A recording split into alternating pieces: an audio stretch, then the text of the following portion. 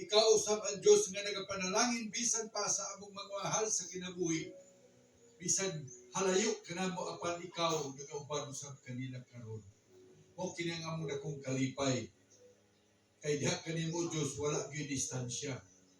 Mahimo ikaw nga among giya sa tanang panahon. Kung kami magapadayon sa pagsalig sa imong ngalan, magapasalig ikaw kanamo Ginoo nga dili gyud nimo kami pasagdan may pagabiyaan. Busa man among langiton, salamat sa mga blessings nga among nadawat diha kanimo. Padayon ka Ginoo sa paghatag kanamo Ginoo talagsaon og Ginoo nga pananahon kung unsa may imong ipabuhat alang kanamo. Ug tabangi usab kami Ginoo nga mapalawom pa ang among relasyon diha kanimo. Aron nga kami o Dios mohamtong diha sa among espirituhanong kinabuhi. Panalangini ang atong kaubanan nga wala karon dinhi, tingali adunay mga problema, adunay mga balatian. Salamat tungod kay ikaw ang kasulbaran sa tanan namong mga balatian.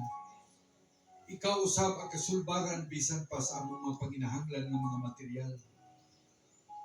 Sa trabaho, ikaw usab ang kapalain sa pag-amping niini. Sa matag adlaw sa among mapaglakaw. Salamat, Ama namong langiton. Kay sa matag adlaw, ikaw nagapakabana sa imong mga anak na nagatuwaw kanimo, Abba Father. Lord, ubani kami bisan pa og Ginoo sa mga outreaches namo niini nga takna, among pagatuan, litit mi Lord kay ikaw magagiya o magatabang usab kanila. Itugot na mo hamtong usab ang ilang mga kinabuhi niini nga mga dapit. Ug mulambo pa imong mga bulaton. Tingali na pa yung mga dapit nga imong maapablihan alang kanamo. Andam kami og Ginoo nga moadto alang sa pagbuhat sa imong gisugo sa matag usa kanamo. Labaw sa tanan ang among kinabuhi Ginoo tabangi kami nga mahimo kining panalangin ngadto sa uban.